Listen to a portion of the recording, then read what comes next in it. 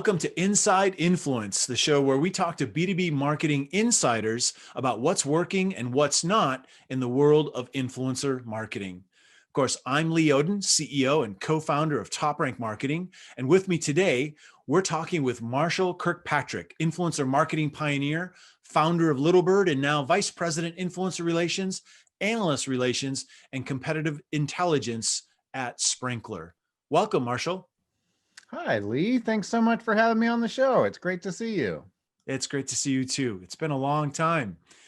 So you're basically an OG when it comes to influencer marketing, as far as I'm concerned.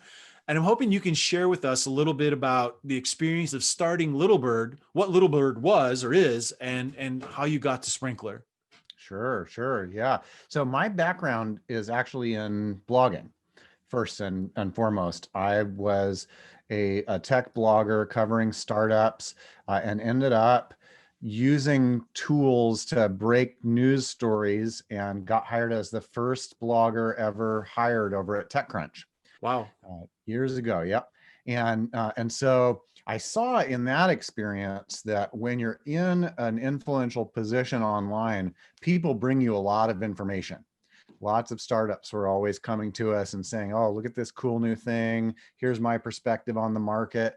And that was really an educational experience for me. And so as I developed in my blogging career, I wanted to start looking around to find other influential people who were also receiving a lot of inbound information so that I could know who to watch and listen to in order to break news stories quickly and learn through watching them. And so I built some research tools for discovering the most credible experts, the most influential people in any industry that I was covering as a journalist. And in time, ended up productizing some of those lessons learned in the form of a startup that we named Littlebird. And Littlebird we ran for 5 years, and it did exactly what I was looking for as a journalist for marketers. It said, let's find the people in your target market that are being followed by the largest number of other experts and specialists in a particular field. So especially good for B2B. And it focused on discovery. So 5 years after we founded it, it was acquired by Sprinklr, which is now the world's leading customer experience management platform, born of social listening, where the technology listened to the keywords in people's content in order for brands to manage relationships with customers and crises and opportunities and what have you. And it was a really good marriage of our small startup that specialized in discovering experts and influencers, and now this whole big suite of tools for actionability that Sprinklr has built in social listening and beyond social now as well. And so it's just a perfect fit for it. And I'm not working on the product anymore. Littlebird has been turned off now for some time, but I get to see emails come through about big new deals with global brands that have purchased a wide swath of different Sprinklr capabilities and products. And quite often I get to see in that announcement, and included in the deal was Sprinklr influencer marketing. And I get to feel some pride as a result of that. Oh, that's fantastic. Congratulations. That is a pretty remarkable story and journey, and awesome that you get to continue to see the impact of that effort early on. And I'm sure you're making all kinds of impact as you go now. So we conducted, speaking of influencer marketing, of course, the very first research study specifically into B2B influencer marketing. Certainly there's lots of research about influencer marketing at large or about B2C specifically, but because of our specialty, we wanted to dig into B2B. And you were named as one of the top 20 influencer marketing pros. I mean, you've done a really good job, a great job really, of, thought leadership, I guess, not for yourself, but as someone who has something important and interesting to say, you've been very effective about sharing really useful content. And I think that's a big part of what makes a B2B influencer. So I guess I don't want to answer the question by saying that, but I'm curious, what does it take to be, at the top of your game when it comes to influencer marketing in the B2B space? What's your opinion about that? What's your Well, experience with that? that's not only a good question, Lee, it was a good answer too that you provided. And while I was preparing for this interview, I thought to myself, you got to share really interesting information to excel in B2B. And I said, but Lee knows that. And Lee will probably maybe even say that. I got to dig deeper. And I think that part of the challenge is that sharing valuable, interesting information in a time of information overload is tough, because there's no shortage of information out there, and the bar is quite high to rise above the noise. And the way that I go about that is by engaging in a lot of what Dan Pink calls symphonic thinking, where he says that in the emerging economy that we live in, one of the most valuable ways for knowledge workers to generate value is through symphonic thinking, or the creation of connections between seemingly disparate people and ideas and initiatives. And when you create a connection between things, it's like you light up a circuit, and it's a really generative kind of process. So I make a conscious effort to form connections between people and concepts and topics. And furthermore, in order to do that, one layer lower, I build systems to deliver a stream of interesting things to connect to one another. So in addition to using Sprinklr, for example, to listen to thought leaders and conversations in all kinds of different industries, one of my favorite new tools is I've got a Twitter list that I maintain of just amazing, fascinating people. And I don't just watch all of their tweets. Instead, I have bookmarked the search results page for a search inside of that list of people for any time they use the words amazing, new, innovation, or learning. And it's just a steady stream of amazing, new, innovative things being learned by amazing, innovative people. Really high signal to noise ratio of stream of information because of the care put into the source selection and then the creation of the interface. And it's like a little conveyor belt of amazing things to pick up and connect to other things to try to generate value. Wow, sounds like there might be an opportunity for someone to learn adjective optimization if they want to get picked up in your feed. Obviously, it's got to be useful, though. That's great. That's very clever. Amazing, or innovative. Innovative. Exactly. So obviously, you've had some involvement with influencers, or the idea of tapping influence for information discovery and for other reasons for quite a long time. What is it that, and you're still working in the business, right? I mean, you're working for Sprinklr, but what is it that makes you excited about working with influence or influencers? Well, for me, it still comes back to the same themes around discovery. I'm a very awe-driven person, and I find that really influential people, especially in B2B, are a constant source of awe for me. One of my favorite examples is some work that I've done recently with John Hagel. John Hagel was, by our metric, when he worked at Deloitte, he recently went independent, but he was the most connected guy in all of Deloitte. The giant consulting firm, incredible organization, and in a social graph analysis of Deloitte people on Twitter in particular, he was the Deloitte person most followed by other Deloitte people. Wow. So you want to follow that guy, right? So I sure did. And so I spent hours and hours reading John Hagel content, reading his blog posts, reading his books. And then I produced a podcast with him. And the podcast was really fun. It was really nice to get to connect with him face to face. And then I created some derivative content based on that podcast. And then he went and he shared it out with his whole network of people. But the part of that process that has driven the most business value for us, as well as been most exciting for me, was the very first step in the process when I was spending hours and hours reading John Hagel content.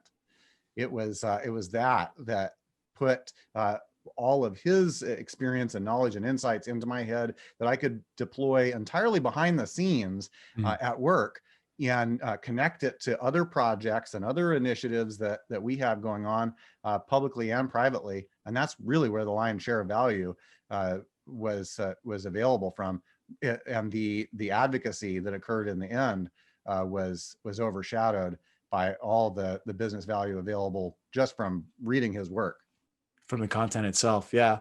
It's one of the great things about working passionately in any industry is you get a feeling of, well, you gravitate towards those who are the light in the, the sources of insight or aha moments. You were talking about the Symphonic, forget what idea from Dan Pink. And I was thinking, my oversimplified version of that is things that make you go, it's something that we try to aspire to. And so you connect with people like that. And it's very satisfying to be fed as a curious person, as a person who's looking to always advance and optimize and create value. One of the wonderful things about working in any industry, if you're lucky enough to be in that situation, I think. It is a fortunate position to be in. I was reading Forrester's playbook recently on building an insights-driven business, a delightful 20 report playbook, complete with a maturity model and all kinds of stuff, including a really good report on data storytelling. And one of the things that they said was that telling great stories with data requires a combination of business savvy, technical skills, and soft skills like leadership and storytelling and what have you. But when you're telling a story based on data, a great bar to set is just that. Does it drive an aha moment?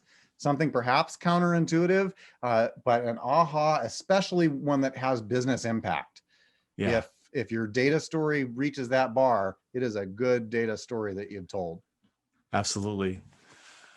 So as someone who has been involved with influencers for a long time, as we mentioned already, I'm wondering, what are the characteristics of what makes a great B2B influencer? That's a question that I have explored in a lot of different ways over my career. And currently my standards, my criteria are three. First, I look for people that have influence, not just generally, not even just inside of my industry or our target market, but specifically for people who have influence with our existing customers and people like our customers. So we've got a quantitative way that we can make that assessment. And I pull out that yardstick whenever I consider engaging with an influencer at Sprinklr, and it works really well. But the second thing that I look for are people who are smart, that I feel like I can learn from, because otherwise it's easy to kind of peter out, and it really requires a good amount of emotional energy invested to cultivate these relationships over time and keep them moving forward if you want to make them authentic and sincere, especially if you don't, if you're perhaps working with a more modest budget and it's not, just a big transactional kind of thing. And the last thing that I look for are people that I like, because if I don't like someone, then it's not going to be much fun to work with them. And I want it to be fun, and that ends up being the most effective work. Yeah, if the like isn't there, the values alignment isn't there, the authenticity really isn't going to be there either. Yeah. So once you find an influencer and you defined what it is you're looking for, and you find someone, what is it that you do with them? I mean, what do activations look like with influencers in your work?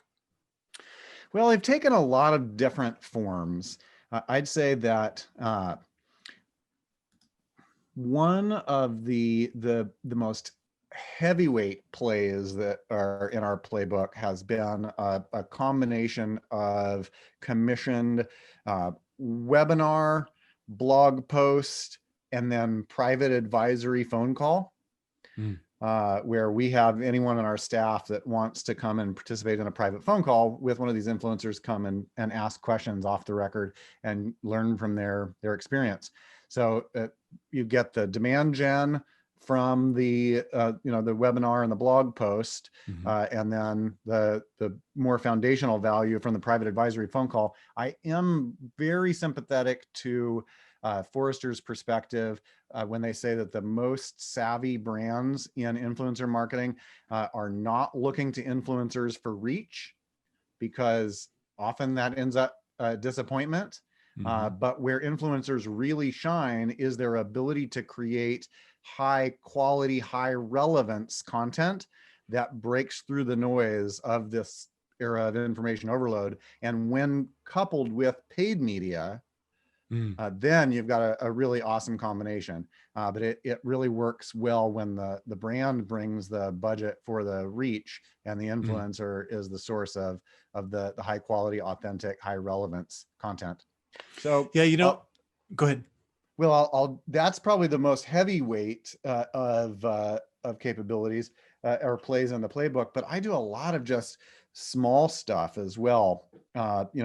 Yesterday I was watching some teammates prepare a presentation for the analyst firm Gartner, and I was providing some feedback on their presentation, and watching which parts of the platform they were emphasizing more or less. And during a break, I went and I opened up my list of amazing things mentioned by amazing people, and Dion Hinchcliffe had posted a link to a survey that he had just published the results of, that said the number one thing that CIOs are looking for today, especially in the pandemic around digital transformation, is a combination of automation and workflow management.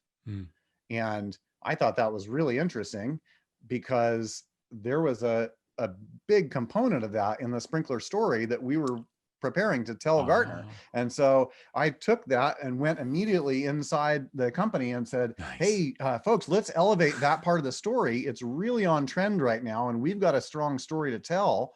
So thank you, Dion and an influencer world, for that information. And then of course I reshared that post of his publicly, and some other folks then came in and engaged and affirmed that they had similar perspectives. And I continued to learn and get more data points. And he came back and said, thank you so much for sharing it. And our relationship took another step forward. But over the years, I've just learned so much from Dion and his work. He's brilliant. That that's my favorite kind of influencer engagement, is kind of an earned media and learning focused engagement that can be pretty lightweight. Yeah. And I mean, there's a lot of mutual value opportunity. I think it's more consistent with B2B than transactional. Although there are more transactional activations, if you will, in B2B as time goes on. There certainly are, and we did one with Dion Hinchcliffe, for example, years ago. He attended an event as a guest of the company, and did an incredible job documenting what our executives and customer speakers shared on stage.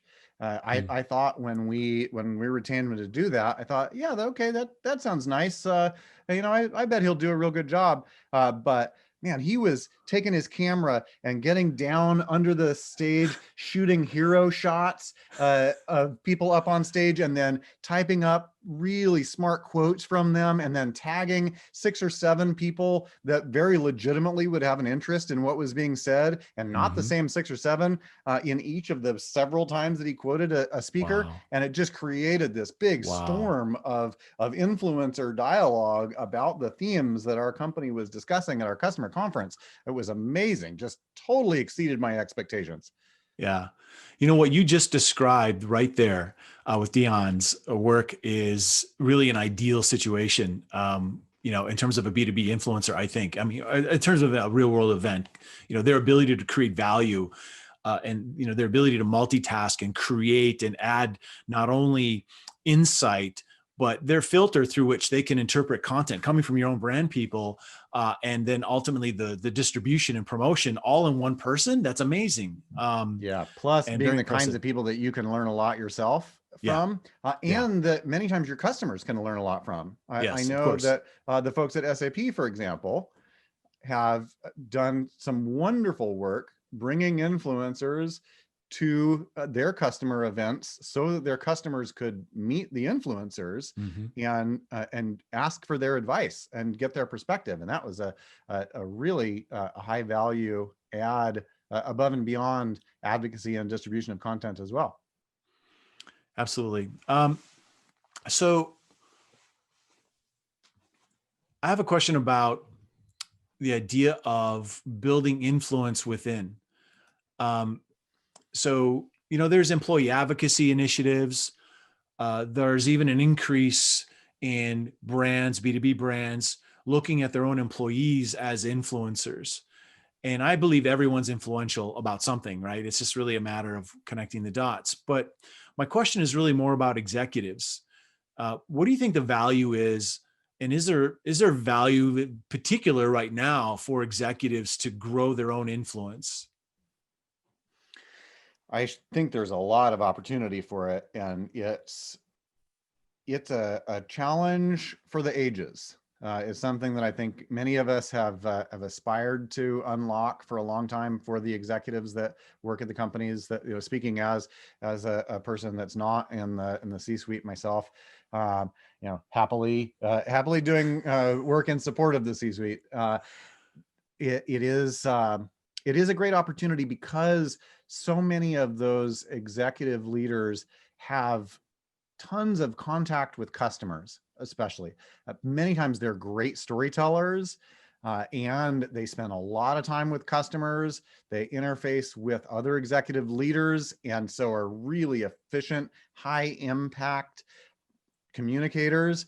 And the challenge, I think, is finding ways to tap into that executive insight and flow of knowledge and access to information, much of which can't be shared publicly. Some of it can, and it's it requires a different sort of muscle memory and a different kind of workflow. Often, multiple sets of hands to help to say, hey, let's go unlock some of those stories that we get to hear, in company meetings.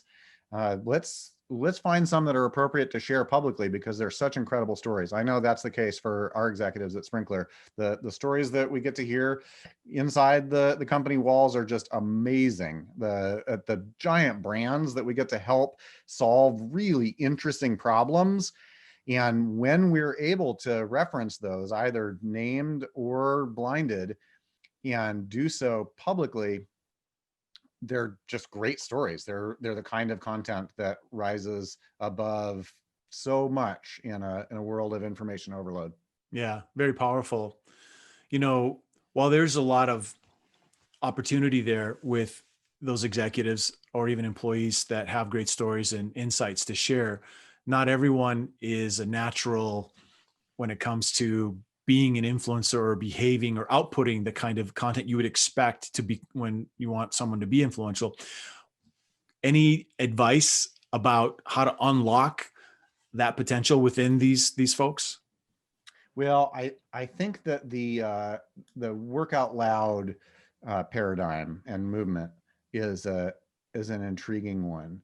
I think that if we can change our paradigm from a paradigm that says business communication has to come from a centralized source, it's all one way out to would-be consumers, and instead say, hey, we're in a dialogue here, we're peers, we're working on similar challenges, and we can get excited for one another about the opportunities that we each have, and let's put our heads together. Let's work out loud and share the tips and the tricks and the thoughts and the challenges and the observations that we've got, and just opening those up as addressable surface area for our peers to connect with over time, mixed with exciting big news and announcements. Or, you can't, well, Seth Godin says that one of the things that's so changed in the world in this era is that you no longer have to buy someone else's carriage, as they'd say in the cable world. In cable TV, people would invest a whole lot in the infrastructure, not to mention broadcast TV, and then all the content producers would come to them because they were the only ones with an audience. But now you don't have to buy into someone else's network to share your thoughts with the world, and you don't have to just rely on big hits all the time. You can build relationships, you can cultivate visibility and connections over time with consistency and with friendliness and with helpfulness, and sometimes with some vulnerability and with some self-awareness and some relevance, talking about things that other people are already thinking about. And that community will naturally accrue and end up just really creating exponential opportunities to share your work and for it to be well received by others and to hear about the work of others and tap into it yourself for mutual benefit. And it's a matter of persistence in large part. Maureen Blanford is one of the best in the business, and says that if you want to build your B2B influence from scratch, be prepared to toil in obscurity for 6 to 12 months. But I mean, show me a sport or many other endeavors in life where 6 to 12 months of consistent hard work will end up making an appreciable professional difference. It's a great opportunity. Yeah, it's the price. It's table stakes, so to speak, for creating that kind of equity, because it's a relationship business, and investing in those relationships is, if they're authentic, it takes time, just like you said. So, in our research report, we found that the things that B2B marketers are doing when it comes, well, first I'll back up a second. A lot of B2B marketers are not feeling like they have the expertise to implement influencer marketing on their own. In fact, 60% we found don't feel they have the expertise or the talent to implement ongoing programs. So obviously folks do outsource some things when it comes to B2B influencer marketing efforts. And, we found that they're outsourcing things like identifying who the influencers are, even managing the relationships, developing strategy, measurement, that sort of thing. I'm curious what you found to be most useful, if anything, when it comes to using outside resources for your influencer marketing efforts. Well, we have been the outside resource a fair amount ourselves as a search technology and a management technology. And then we do a lot of our own internal influencer relations. And I am real happy to do that for ourselves.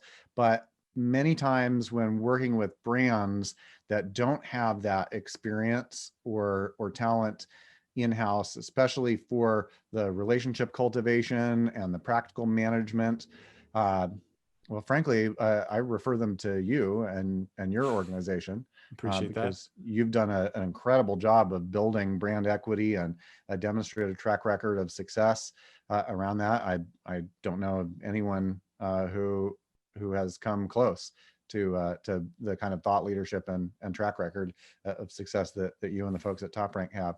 So congratulations on that. Well, appreciate that. It's a great team. Great team. That's where the magic happens.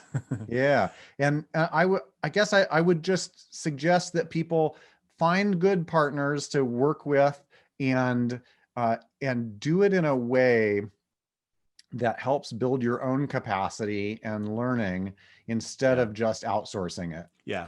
I It agree. makes me think about something that Jean Bliss says when she advises executives that are thinking about taking jobs in customer experience.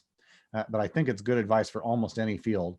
She says, when you go and you talk to a company about leading their customer experience, you should speak to the other leaders at the company and see how they talk about customer experience. Is it something that's everyone's job and that they are going to partner with you on? Or is it something that they're going to outsource to you and then wash their hands of? Mm. Because you really want to avoid being in that latter situation. You want to Right. look for those partnership types of organizations where everyone is going to be participating and up-leveling their skills as they do, even though it's one person's bottom line responsibility or a partner's bottom line responsibility. I just love that model. Yeah, absolutely. And especially with the relationship focus of the most effective influencer marketing programs, that's something that really the brand needs to be invested in and not just outsource and make it transactional. What has you most excited when it comes to opportunities for influencer marketing in the new year, in 2021, and maybe even about beyond? What has me most excited about new opportunities? I'll tell you one thing inside of our company and one thing outside of our company. I'm really excited about some of the new research and analytics capabilities that are being built inside of Sprinklr on top of influencer discovery in order to get early, high quality insights into topics of interest to influencers and their communities. There's everybody says that they do artificial intelligence and machine learning, but Sprinklr has been doing just a gargantuan amount of artificial intelligence for almost 10 years now. And so has Wow. a really deep corpus of knowledge about a bunch of different specific industry verticals.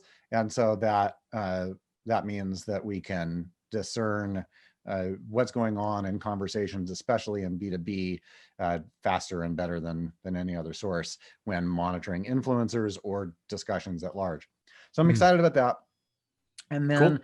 for me personally, and outside of the company context, I think that this is a pretty nerdy answer, but I'm really excited about taking my notes from reading and learning from influencers and putting them into a startup called Rome Research. Rome is a note-taking app for networked thoughts. It's a place where every note that you take is linked out to every page across the corpus of your notes where the same words appear. And so it makes it really easy to jump from reference to reference of interrelated thoughts. And Interesting. it's wonderful. And so the incorporation of enterprise class influencer discovery and listening and understanding with last mile human in the loop discernment of key lessons learned and insights and perspectives, and filing that away in a note-taking system that gets automatically linked up to all the related notes from other influencers and other readings on that given topic creates what some people call a second brain, and the ability to, upon reflecting on any topic, snap your fingers and say, show me all of the things that I have read and taken note of on this topic, and put them all in one place, allow me to filter them, et cetera. And I'm excited about unlocking more value from that this year. That's very interesting. Yeah. Wow. Well, I may love to talk to you about that, being in the business that I'm in afterwards. Cool. Well, where can people find out more about you if they aren't already following you? More about you and the work that you're doing. Yeah, I would love to connect with people who are watching your show, Lee. That would be fantastic. So I personally am at Marshall K, 2 L's and a K for Kirkpatrick at the end. And then I work real closely with the folks that do all of the social publishing over at Sprinklr, which can be found just at Sprinklr. And you can come and connect with us over there. And every day I watch and see what people say to our brand handle, and we think deeply about how to respond, and are happy to connect you with subject matter experts inside and outside of our organization on any topic you like. Well, that's great. Well, we'll certainly include links in the blog post and in the notes. So I really appreciate you taking the time and especially the insights that you've shared. You are someone that I can learn a lot from. Everyone tuning in can learn a lot from. And so I hope they make sure to connect with you. So I appreciate it. Thank you. Thanks, Lee. Thanks so much for helping me connect with your community. I really appreciate it.